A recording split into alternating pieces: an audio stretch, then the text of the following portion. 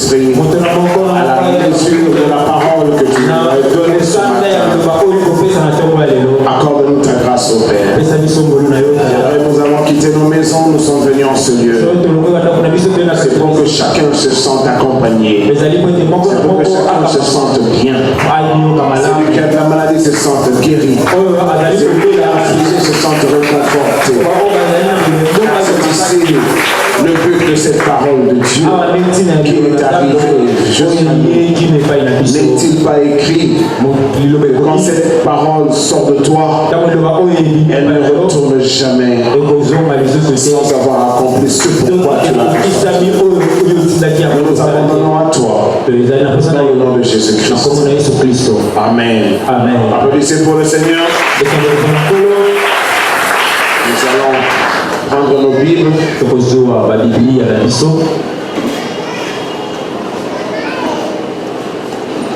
On va voir dans Romains 8, 17.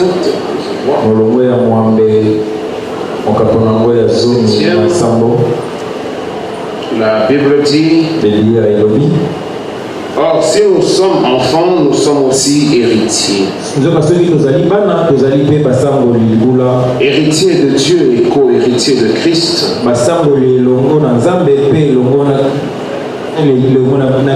Si toutefois nous souffrons avec lui, afin d'être glorifiés avec lui. J'estime que les souffrances du temps présent ne sauraient être comparées à la gloire à venir qui sera révélée pour nous. Aussi la création attend-elle avec un ardent désir la révélation des fils et des filles de Dieu.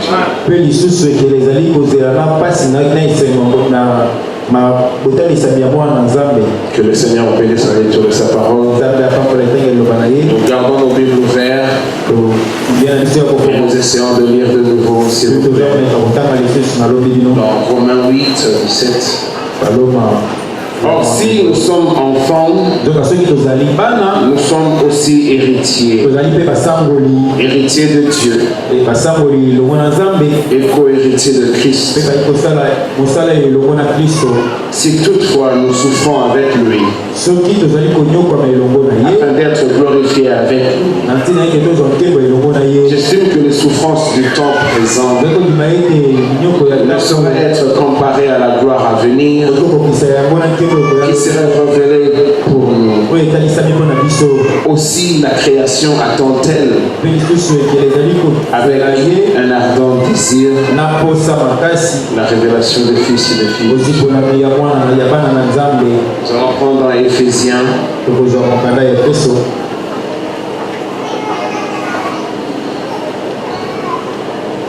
Éphésiens 3e.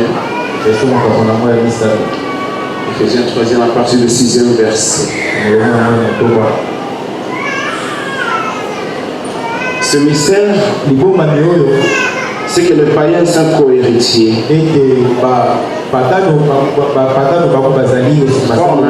On participe à la même promesse en Jésus-Christ par l'évangile. Donc j'ai été fait ministre selon le don de la grâce de Dieu qui m'a été accordé par l'efficacité de sa puissance. Nous avons dit que nous allons boucler autour du trône ce matin. Dieu est dans. Et nous avons aussi dit les raisons qui nous ont poussé à nous y attarder un peu. Parce que c'est vrai que nous avons fait la promesse de prêcher sur la révélation de cette source. Ce sont ces éléments-là qui nous accompagnent dans notre préliminaire qui fait que de temps à autre on s'arrête sur un point. Et je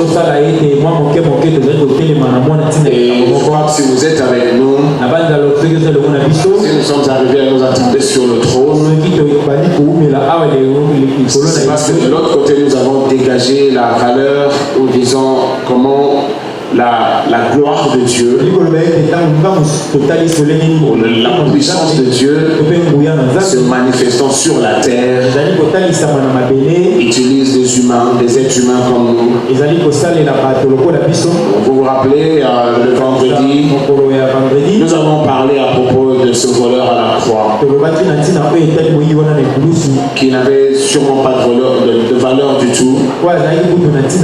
Mais dans sa vie, il était en train d'accomplir une volonté de Dieu. Parce que Dieu voulait marquer l'ombre qu'était Joseph dans l'Ancien Testament, ou quand il était en prison, il était en compagnie de 2 voleurs, 2 condamnés. Et au sortir de la prison, grâce à son don, ce Joseph, en interprétant les 2 songes, je pense que vous lisez la Bible, a fait que l'un était sauvé et l'autre était condamné. Or, de ce côté de l'évangile, il était aussi question de Christ qui vient. Quand il est passé dans la prison de la croix, parce que la croix était un emprisonnement pour lui. Mais fallait-il qu'il y ait 2 voleurs autour de lui. Mais voici que un fils de la perdition n'entre pas au ciel parce qu'il n'y vient pas. Alors pour réussir à cette image-là, Dieu a carrément utilisé la vie de fils d'Abraham. Mais il était vraiment un voyou ou un voleur. Il n'a fait que ça toute sa vie. Et c'était tellement grave. C'est ce qu'il était arrêté et condamné à mort. Donc sûrement quelque part là c'était un meurtrier. Mais comme on l'avait dit, je crois le vendredi, l'œil humain quand il regarde ce voleur, pendant qu'il organisait sa vie de sa manière là, volant à gauche, volant à droite, qui pouvait croire que ce voleur là venait plutôt de l'économie de Dieu et que ce voleur là était de la même valeur qu'Abraham, que Moïse, parce que c'est la fin de sa vie qui nous a tous confondus. Donc le fait que lui il a reconnu Christ à la croix, c'était pas un hasard. Il était en train d'accomplir la part de sa vie pour qu'il en arrive à être à la croix avec Jésus. Il ne fallait pas qu'il soit un scribe. Il ne fallait pas qu'il soit un pharisien. Il devait être un bandit. C'est ce qui allait l'amener à la croix, comme le voleur dans la prison avec Joseph. C'était une économie de Dieu. En fait, quand je prends tous ces exemples-là, c'est comme j'essaie de vous dire, tout tentant de simplifier Dieu. Parce qu'on l'a rendu grand à la manière des hommes. Alors que Dieu s'est toujours voulu simple. C'est-à-dire accomplissant sa volonté parfaite dans la vie des hommes. Dieu travaillant au travers des hommes. Quand nous essayons de dégager ces éléments ici, c'est pour aussi enlever de vos têtes cette impressionnante, c'est-à-dire intervention de l'ange d'Apocalypse. Parce que nous avons découvert que d'après le 7e ange, de par ses déclarations, cet ange ici qui révèle l'Apocalypse à Jean, c'est un ministère qui est lié à Malachie 4. C'est un ministère qui est lié à l'ange de l'Apocalypse 17. Or, Malachie 4 et l'ange de l'Apocalypse 17, c'est William Branham. Et si j'ai osé dire ça comme ça, c'est parce qu'il nous arrive de fois de partager entre nous, hommes de Dieu. Là. Et j'ai vu un ami homme de Dieu résister à ça, être foudroyé par le fait que la réalité de l'Apocalypse ici, en fait, se rapportait à Malachie 4. Comment on s'est dit que cet ange de l'Apocalypse 10, de l'Apocalypse, que Jésus-Christ a envoyé à Jean pour lui révéler tout ce livre de l'Apocalypse, devait être connecté à Malachie 4.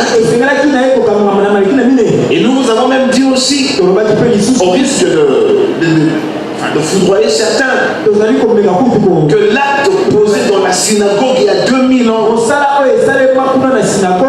là-bas à l'est, puisqu'il y a un acte, deuxième acte qui restait pour être accompli, ça devait s'accomplir à l'ouest. Jésus-Christ lui-même qui accomplissait cela,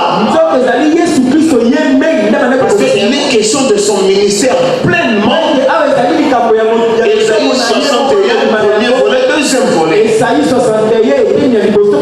Or, à l'ouest, ça s'accomplit dans un hôtel. William Branham était devant les hommes de plein évangile. Les hommes d'affaires chrétiens. Il s'est passé le même scénario que 2000 ans plus bas là-bas.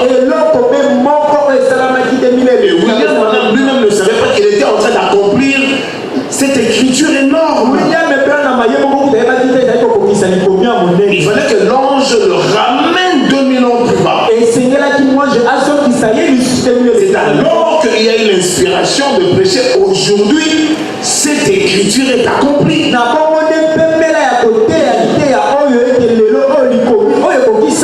Alors pour amener toute cette grandeur à nous aussi, nous étions obligés de parler de 4 êtres vivants. Or, ce sont des puissances qui protègent le trône de Dieu au ciel et sur la terre. Mais pourtant, ces mêmes puissances au ciel, sur la terre, étaient composées d'humains comme toi et moi. Parce que le trône de Dieu, où se met Elohim pour régner, était sur la terre.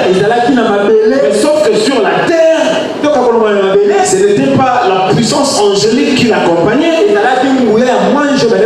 C'était des humains. C'était les Israélites qui encadraient ce trône-là.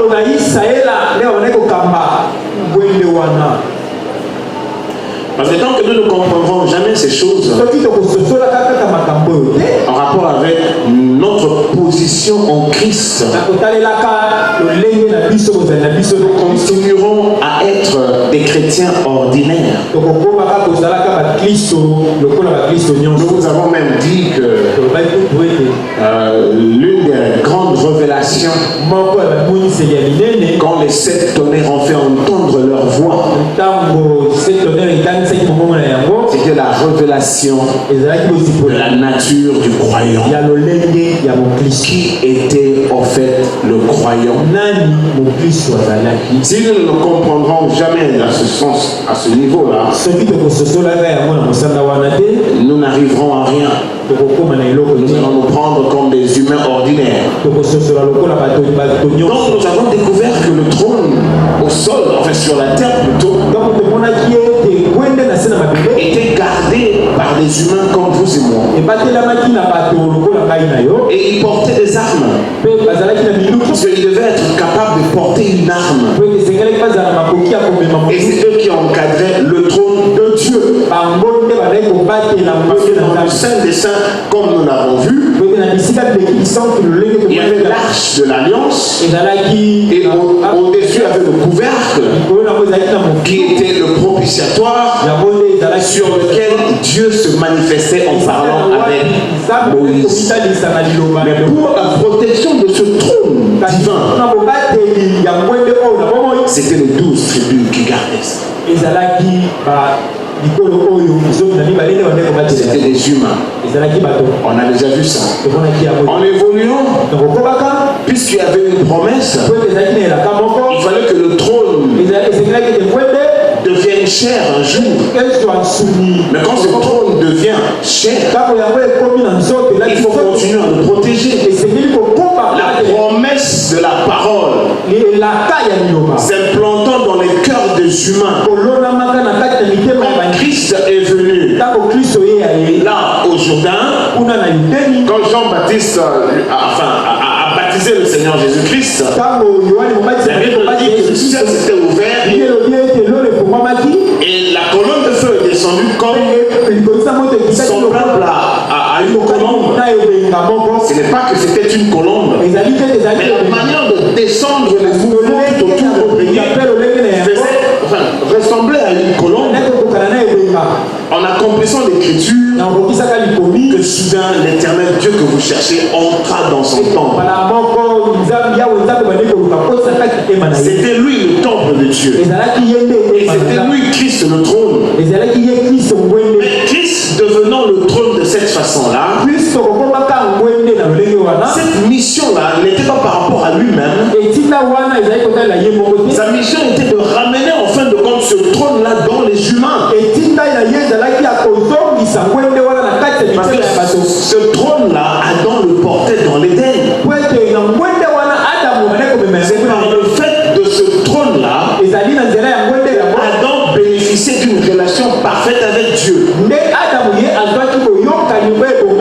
Comme nous l'avons vu, il y a le permissif et il y a le parfait en termes de volonté. Parce que quand Dieu descendait dans l'Éden, Dieu ne descendait pas pour voir un homme. Dieu rencontrait Dieu à l'Éden. Parce que Dieu résidait dans Adam. Parce que Adam venait de Dieu en fait. Alors, quand nous entrons dans le Nouveau Testament, où la parole s'implante enfin dans les humains, à partir de Acte 2:38, je crois, quand Pierre s'est levé pour parler à ceux qui s'étaient tenus et ceux qui venaient d'arriver, c'était que Dieu avait enfin ramené son trône dans les cœurs des humains. C'est là la place de son repos. C'est là où il réside dans l'homme. Mais pour protéger maintenant ce trône-là, manifesté dans l'acte des apôtres, il fallait aussi les 4 êtres vivants. Et nous avons vu que c'était les 4 évangiles. C'est dans Malachie 4. Nous avons vu Marc avec ses, Matthieu avec ses caractéristiques. Nous avons vu, je pense, Marc avec ses caractéristiques, Luc avec ses caractéristiques et Jean avec ses caractéristiques. Nous avons dit que Matthieu était le lion et Marc était le veau et Luc était l'homme et Jean était l'aigle. Donc nous avons expliqué tout ça. Le trône. Oh, soyons attentifs. Après cela, l'Église est entrée dans la période de sa croissance. Quand il y a eu l'effusion du Saint-Esprit et que les apôtres ont propagé la bonne nouvelle de l'évangile, l'Église était entrée dans le processus de sa croissance. Mais seulement que celui qui combat l'œuvre de Dieu depuis l'Éden, il a activé ses puissances pour retarder croissance de l'église. Et nous avons aussi vu cela en lien avec, n'est-ce pas, les 4 premiers sceaux révélés.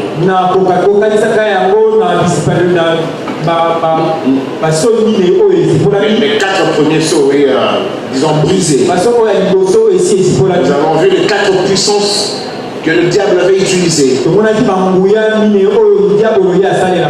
torpiller cette croissance de l'église. Il était sur un cheval blanc. Non, disons, il était sur un cheval blanc qui était une puissance, qui était une volonté, qui était une activité. Non pas au ciel, mais sur la terre. Et comment le diable a su le faire? Ce n'est pas qu'il est descendu lui-même. Non. Nous sommes le fils de la révélation. Le 7e ange nous a révélé que là-bas à l'Éden, le diable avait planté sa semence. De sorte que Ève avait porté Caïn, qui était du malin. Et Caïn a aussi eu sa progéniture. Et qu'on ne se trompe pas, cette progéniture de Caïn est aujourd'hui sur la terre en train d'œuvrer. Alors comment le diable fait? Il ne se révèle pas par lui-même, non. Mais il envoie des humains qui croient la parole de Dieu.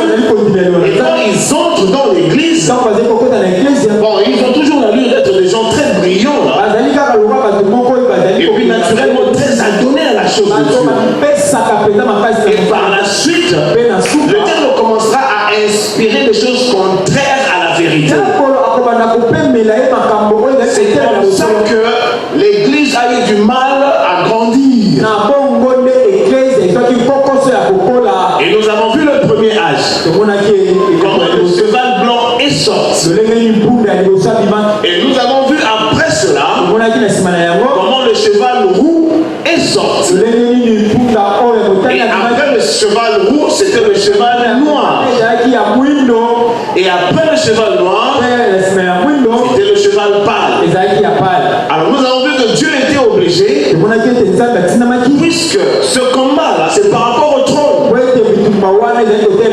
Parce que Dieu a enfin ramené son trône dans les humains. Le trône, c'est Christ, la parole de Dieu. Pour protéger cette parole-là, Dieu était obligé de ramener les 4 puissances. Le lion, le veau, l'homme et l'aigle. Maintenant, ce combat ici a pris 2000 ans de temps jusqu'à nous. Et nous connaissons que prophétiquement, nous nous faisons face au cheval pâle. Le cheval de la mort. La séparation éternelle avec Dieu. C'est une mort spirituelle qui sépare les humains définitivement de Dieu. Alors pour faire face à ce cheval pâle, le 4e, non, pour faire face, pour affronter le combat que livre ce cheval pâle, Dieu utilise la 4e puissance, c'est l'aigle. Autrefois, il avait utilisé la puissance de l'homme. Nous avons déjà vu ça. Avant la puissance de l'homme, il avait utilisé le veau. Avant le veau, c'était le lion. Ce sont les puissances divines qui interviennent sur terre pour protéger le trône. Mais le lion en question, le veau en question, ce sont des humains. L'homme en question et l'aigle enfin. Et on a besoin de cette aigle-là, c'est-à-dire la 4e, c'est-à-dire animal, le 4e, c'est-à-dire être vivant, qui protège le trône, c'est l'aigle. Et cet aigle-là se rapporte à Malachie 4. Donc, encore une fois, nous voyons une puissance céleste agir sur la terre au travers de la vie d'un humain. Parce que c'est vrai, quand nous pensons aux choses divines, aux activités divines, nous voulons toujours croire qu'il y avait un Abraham, nous voulons croire qu'il y avait un Moïse. Quand on dit que Paul a vu la colonne de feu, c'est très facile de croire. Mais quand on arrive à notre âge, on a un peu du mal à croire ça. Comment des humains comme nous peuvent avoir de pareilles expériences? N'avons-nous même pas lu ici que quand William Branham a osé raconter son expérience dans la chambre, comment il a été aspiré par la constellation d'anges, mais sa propre femme a eu du mal à comprendre, s'il faut qu'on le dise comme ça. Nous l'avons lu ici. Quand Meda a dit à William Branham, c'est vrai, je te vois, je t'entends, mais dire des choses extraordinaires. Mais quand tu as ça là, c'est quand même compliqué. Hein? Il a vu 7 anges venant et il est aspiré au milieu de 7 anges. Sa propre femme avait du mal à croire. Mais quand nous essayons de parcourir l'intervention de Dieu, mais nous découvrons que nous aussi nous sommes concernés. Parce que maintenant le trône c'est toi et moi. Si le lion était dans le ministère de l'apôtre Paul pour repousser l'hypocrisie de l'antichrist, parce qu'il y a eu beaucoup de contradictions à l'époque des apôtres, et c'est le ministère prophétique de Paul qui a repoussé cela. Si après le lion, c'est-à-dire le premier être vivant, après cela, comme l'antichrist a changé de méthode, commençons à tuer physiquement les chrétiens. Dieu n'a pas protégé physiquement les chrétiens pour garder leur vie, non. À l'époque de cette persécution, Dieu a envoyé le deuxième être vivant. C'est-à-dire, comment on faisait? On leur demandait de renier Jésus-Christ. Renier Jésus-Christ qui était en eux par le baptême du Saint-Esprit. C'est ce reniement-là qui allait provoquer l'échec dans l'église. Alors qu'est-ce que Dieu fait? Il prend le deuxième être vivant. Cette fois-là, ce n'est pas le lion, c'est le veau. Or, le veau, c'est une bête de somme. C'est une bête de sacrifice. Dieu a utilisé la puissance du veau et il a largué dans les croyants pour protéger le trône qui était en eux. Ils acceptaient de mourir. Ils acceptaient de brûler vif. Imaginez, on vous met le feu là. Et on vous dit régnez, sinon on vous flotte dans le feu. Oh, d'autres se jetaient eux-mêmes dans ce feu là en glorifiant Dieu. Ça a étonné les empereurs romains et les romains eux-mêmes. On les crucifiait. C'était à partir du deuxième âge. Parce que William Branham nous dit que la puissance du feu a encadré 3 différents âges. C'était l'âge de Smyrne, qui veut dire l'âge de la mort, l'âge l'âge de Pergame, l'âge de la corruption, et l'âge de Thyatire, l'âge de la domination de la femme impudique, l'église catholique romaine. Et ça se passe par la destruction physique. Cette église catholique douce, tout ça là, habillée ces habits d'apparat là, ça c'est plutôt tout ça là. Ils en ont eu à massacrer les chrétiens à une époque donnée.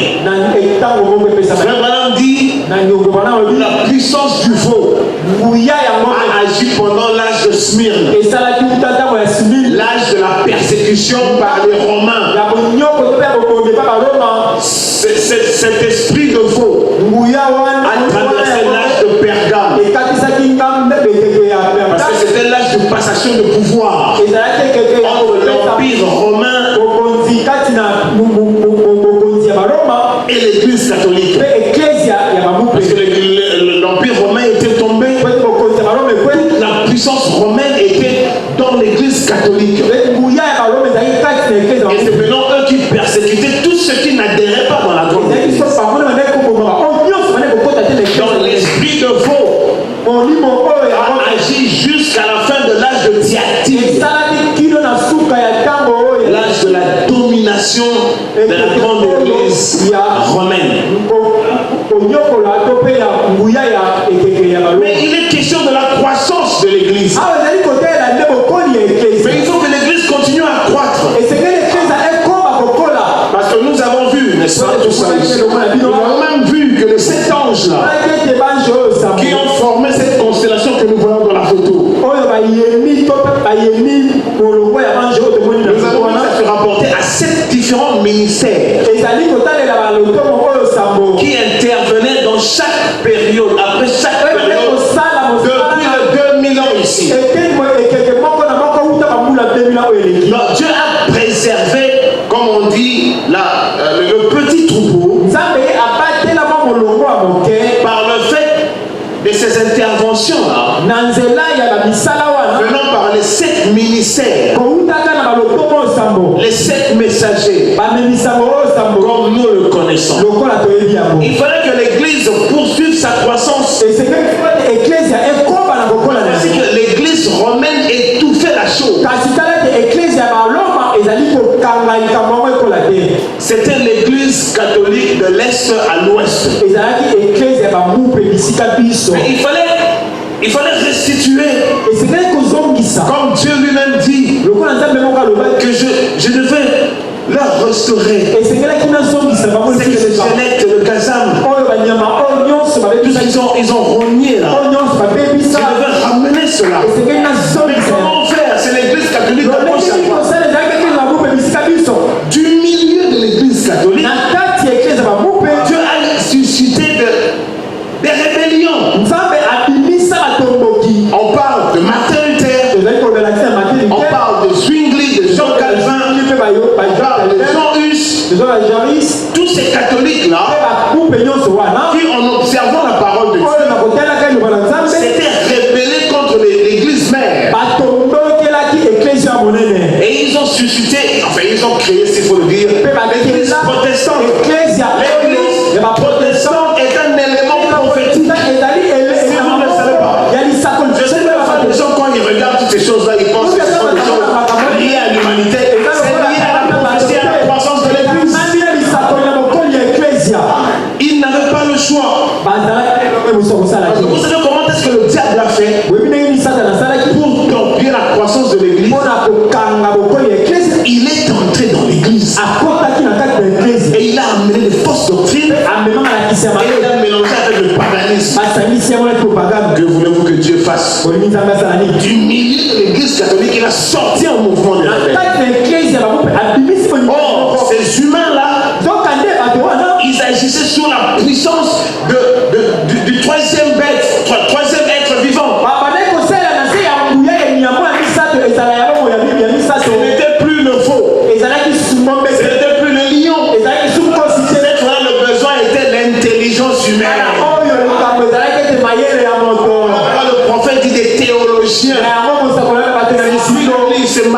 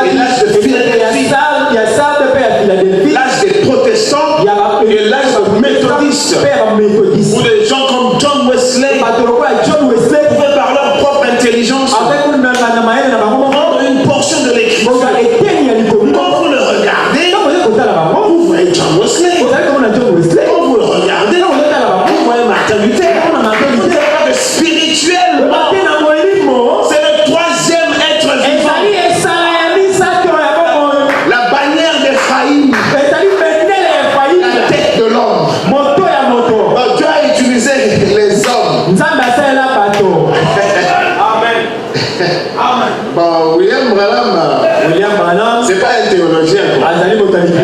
Mais c'est un prophète. Et toutes ces choses, il a reçu par le fait de l'influence de son être vivant.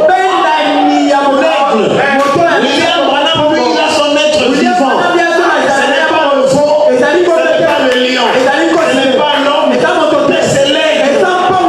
Pourquoi l'aigle intervient à la fin? Parce qu'il faut une haute intelligence pour parler la mort que le diable amène. Le cheval parle aujourd'hui. Ceux qui meurent dans les portes doctrines aujourd'hui, c'est la fin. Et ça sera alors le combat final pour se séparer éternellement avec Dieu. Voilà la puissance que le diable utilise. C'est aussi le cheval pâle. La couleur de la mort. Que ce soit le blanc, que ce soit le chinois, que ce soit le noir, quand vous mourrez et que cette activité cadavérique commence à se manifester dans votre corps, vous pâlissez. Enfin, vous devenez pâle. Nous devenons pâles. Le corps cadavérique est pâle. Et c'est le cheval pâle. Or, le prophète dit, le cheval blanc, c'est l'antéchrist. Le cheval rouge, cheval rouge, parce que c'était la mort. Parce que quand il était blanc, il est sorti avec l'arc, mais il n'y avait pas de flèche. Branham dit de l'hypocrisie. Bien aimé dans le Seigneur, mais un cœur noir. Et après, ce sont eux qui se sont mis à tourmenter l'église du Dieu vivant par leur manière de faire, leur manière de comprendre. Ils ont commencé à rentrer dans les choses comme mais ça aussi c'est pas mal. Ça aussi c'est pas mal. Ceci aussi c'est pas mal. Mais c'est un frère. Lui aussi il est combattu par d'autres. Ça amène de la confusion. C'est pourquoi je vous ai toujours dit ici, le Nouveau Testament est constitué des lettres d'avertissement que les apôtres écrivaient ces fausses doctrines venant de ce cheval blanc. L'antéchrist venant comme un frère en Christ, il restera là 20 ans.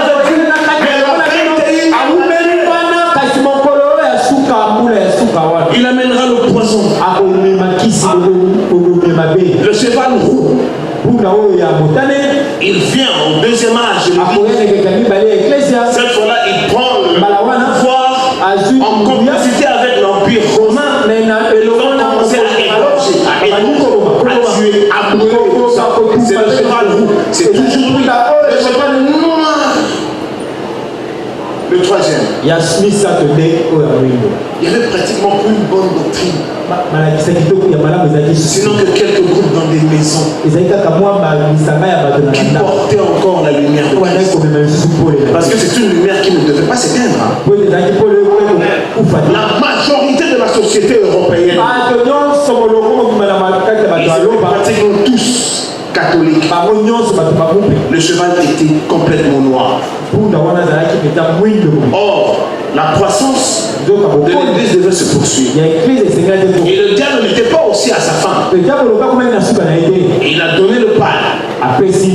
Or, si le blanc, si le roux, si le noir, et si le pâle d'aujourd'hui est l'antéchrist, le lion, l'être vivant, le veau, l'être vivant, l'homme, l'être vivant, l'aigle, l'être vivant, c'est Christ. En fait, ces puissances-là, qui viennent dans différentes formes, c'est une seule puissance. C'est Christ dans ses différentes interventions au milieu de son peuple. Mais ce sont des humains. Donc il a utilisé Paul, humain. Autrefois Abraham, humain. Excusez-moi, mais j'ai parlé du voleur à la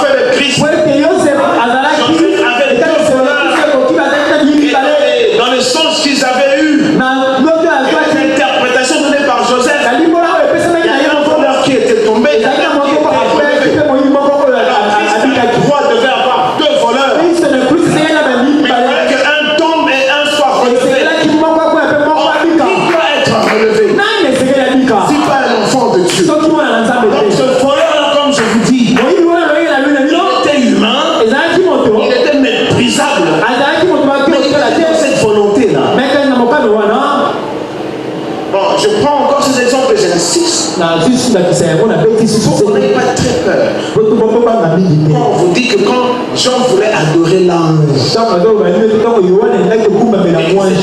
dit, ne m'adore pas. Si l'un de cœur de Dieu, il y avait cette adore Dieu.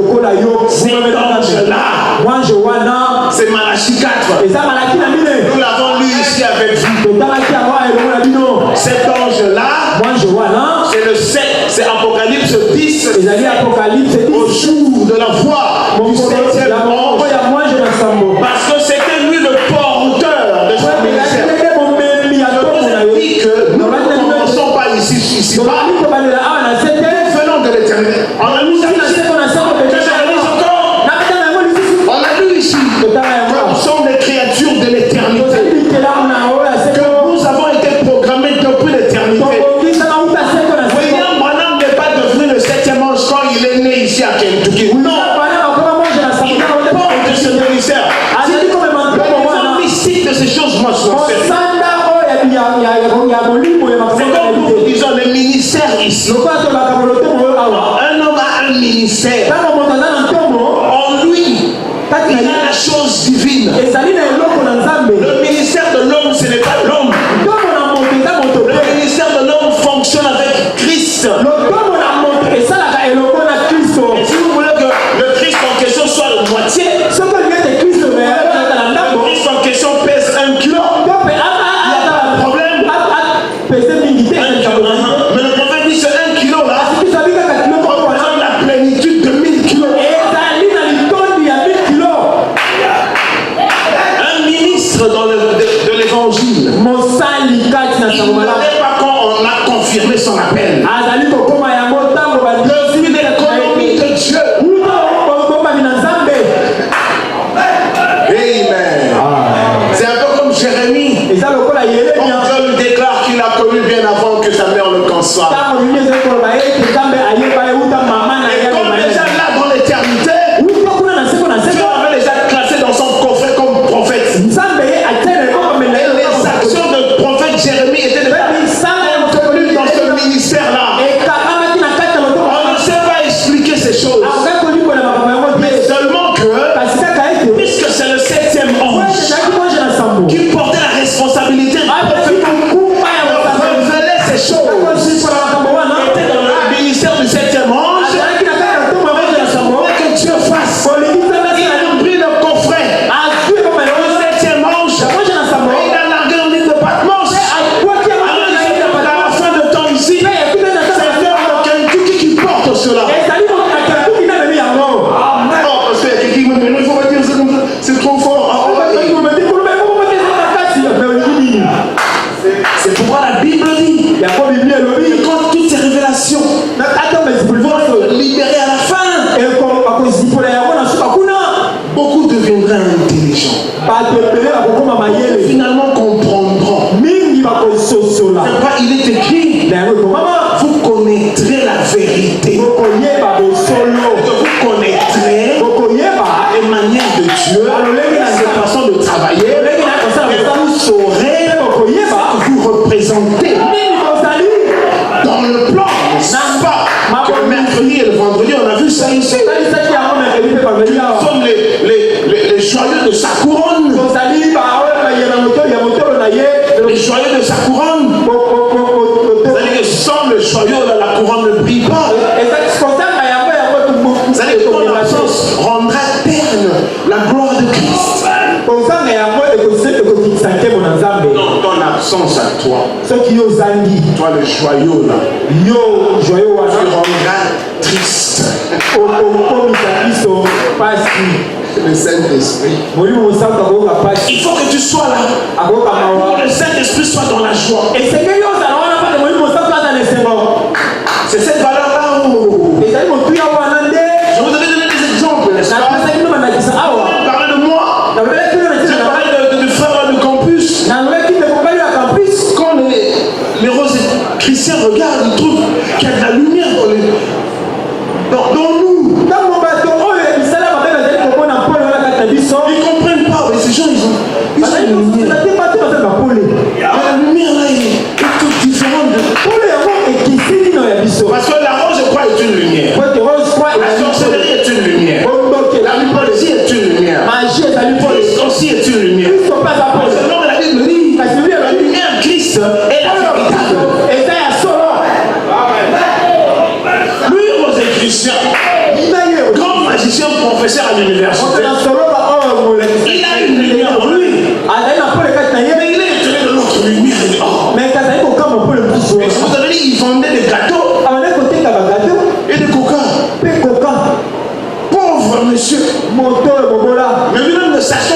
portait un trésor. Juste à ce que le professeur dit, viens. Comment un peu de toi. Nous avons dit ici, l'évangile quand il est prêché, selon la Bible, il ne vient pas sauver le monde. Il vient sauver ceux qui doivent être sauvés. Condamner ceux qui doivent être condamnés. C'est l'évangile. Or, ça ne sera pas dans le vide. C'est nous qui sommes les porteurs de cet évangile. C'est pourquoi nous devons faire très attention. C'est ici le trône. Au milieu de nous. La parole de Dieu dans sa plénitude. D'où vient cette plénitude? Le quatrième être vivant.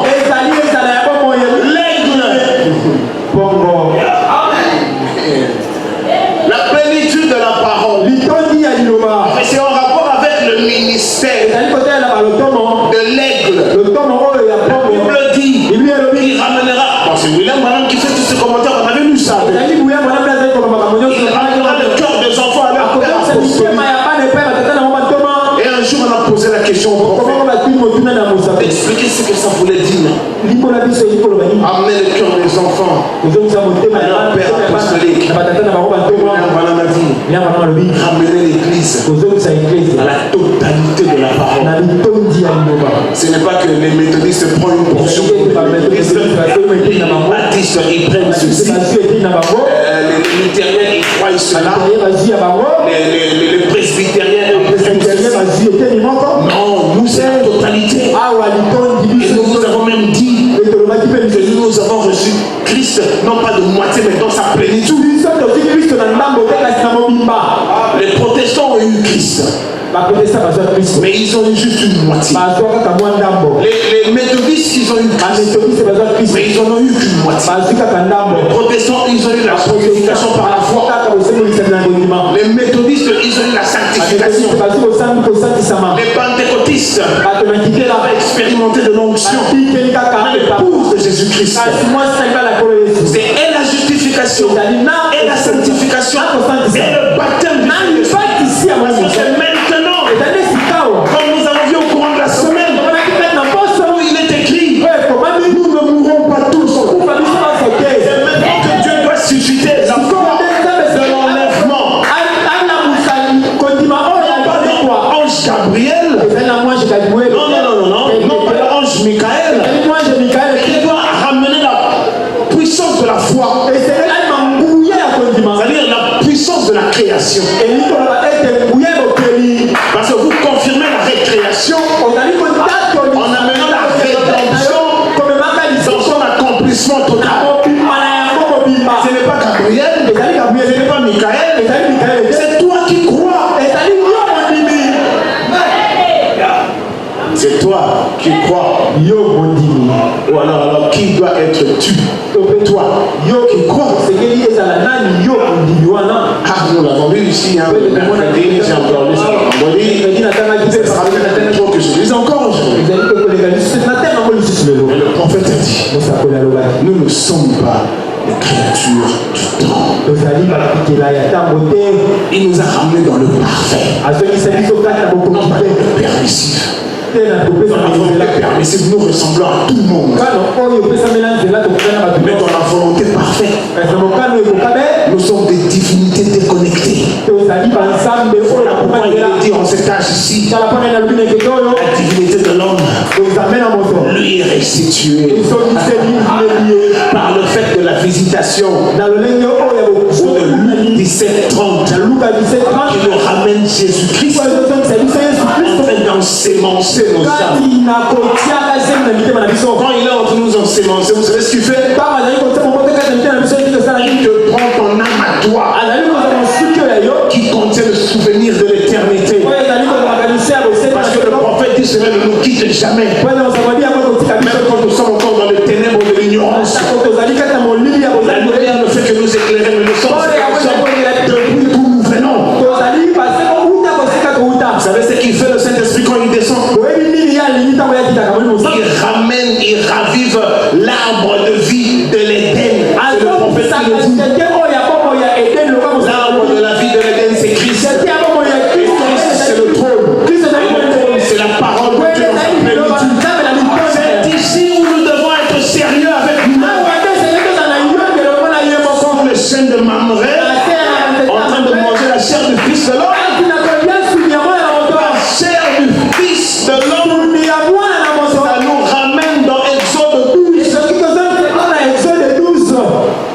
nous devons écouter des choses qui étourdissent de foi. Et des choses, quand nous écoutons les hommes, est-ce que ça vraiment les hommes peuvent accomplir ça? C'est pourquoi on disait à William, madame, tu exagères. Aime les gens, dit. Tu es tout le temps là énervé. Apprends-leur à avoir le Saint-Esprit. C'est comme ça les églises. On ne saura pas, c'est trop fort. Comment une jeune fille peut se garder comme ça loin des garçons alors qu'elle est une jeune fille? Comment? Et comment un jeune homme comme ça peut les jeunes filles? Comment? Les églises disent non, c'est pas possible. Or, de nous il est dit, comme il a été dit il y a 2000 ans, qu'il a été envoyé afin de chercher pour Dieu un peuple disposé,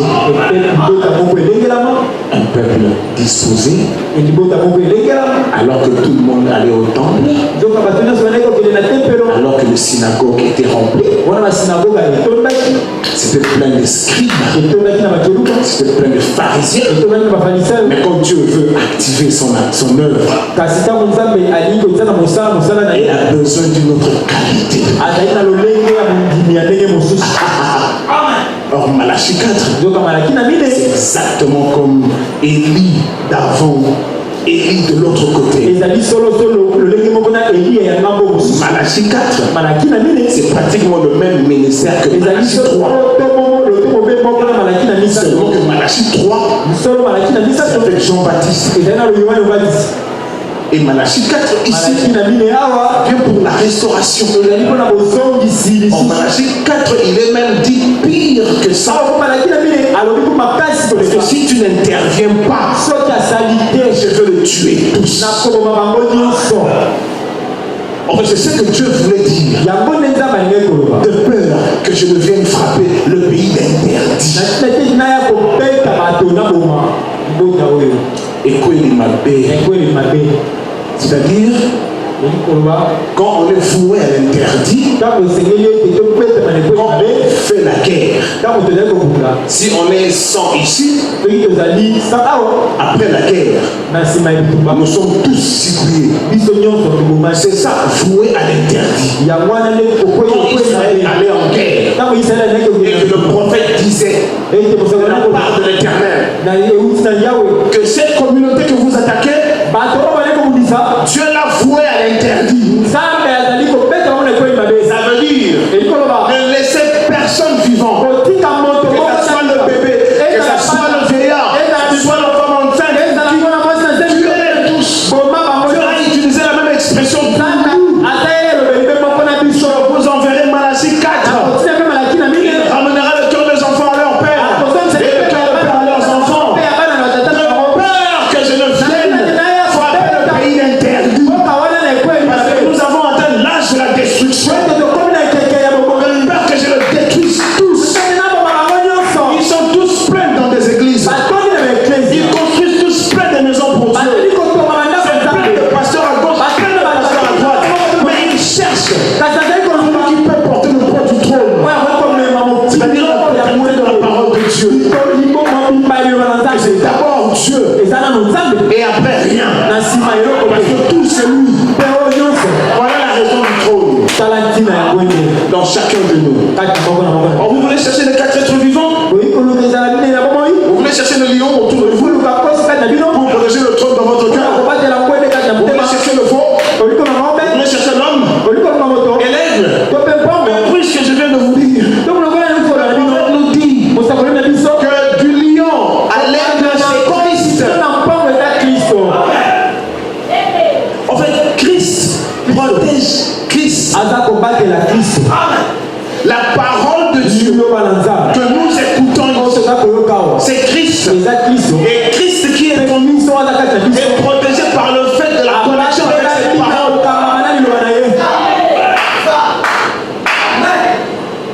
Et c'est la parole qui vient de l'ange. Le trône. Nous portons Christ au-dedans de nous. Mais ce Christ est par les 4 êtres vivants que la parole de Dieu. Le lion, c'est Christ. Le veau, c'est Christ. L'homme, c'est Christ. Le monde, c'est Christ. Nous avons dit ici à longtemps, parce qu'il était seulement question qu'on fasse une grande révision ce dimanche, comme on s'est dit au cours de la semaine. Élie, c'est Christ. Même les ministères, les 7 ministères, c'est Christ. On a vu ça ici. Quand ils se sont étalés là, c'est une façon de rendre gloire. Et pas eux. C'était Christ. Quand cette constellation est venue, et quand la constellation est descendue, ils n'avaient pas forcément cette forme de tête. Mais quand ils ont terminé avec William Branham, quand ils ont remonté à un niveau de stratosphère, par là, ils se sont arrêtés. Ils ont pris du temps, beaucoup de choses, c'est 40 minutes. Ce nuage n'a pas bougé. Pendant au moins 40 minutes, il était là posé. Et ça a donné le visage de Christ. Et personne n'a su ça. Jusqu'à ce que le même Saint-Esprit vienne dire à William Branham, tourne la photo. Et tu verras le visage. Parce que les 7 messagers ont fonctionné par les 7 esprits. Qui ne sont pas 7 esprits, mais qui sont un seul esprit, l'esprit de Christ. Parce que ça a toujours été Christ en tout. Ça n'a jamais été un homme. Ça n'a jamais été Paul. Et ça ne sera pas aussi Branham ici. Ça a toujours été Christ.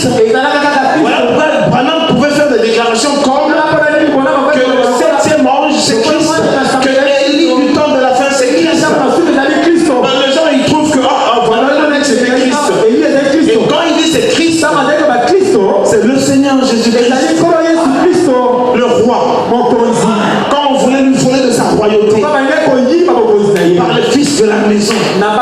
Vous vous rappelez, on a vu ça. Ils sont allés voir Pilate qui a écrit ici J le roi des Juifs. Les pharisiens sont allés lui dire efface ça, il n'est pas le roi des Juifs. Il se disait roi, il n'est pas notre roi. Ce que j'ai écrit reste parce qu'il a toujours été roi. En conclusion, n'est-ce pas, c'est lui que nous avons vu descendre là-bas dans le désert pour se placer sur la tente d'assignation. C'est celui-là même qu'on a vu ici dans l'Apocalypse qui a tenu dans sa main cette étoile. Parce que quand Paul l'a croisé sur le chemin de Damas, la colonne de feu du désert a dit à Paul que Paul était Christ que lui persécutait, l'alpha et l'oméga. Donc nous devons faire très attention parce que nous portons le témoignage, nous portons la lumière du soir. Nous devons faire attention à notre façon d'être, notre comportement, parce que nous portons le témoignage, parce que c'est maintenant. Il y aura des humains qui ne vont pas entrer dans des cercueils. Nous les humains, nous sommes préparés pour les cercueils. Mais il y a eu une parole qui dit en ce temps-ci, il y a un groupe d'humains qui, au lieu d'entrer dans les cercueils, ils vont consulter, ils vont conslater. Et c'est maintenant. Alors quelle doit être notre responsabilité par rapport à l'application de cette parole dedans de nous? Tu viens tuer un sorcier, tu restes sorcier. Tu viens tuer un pli, tu restes impli. Tu viens tuer un menteur, tu restes menteur. Tu viens tuer un voleur, tu continues à voler.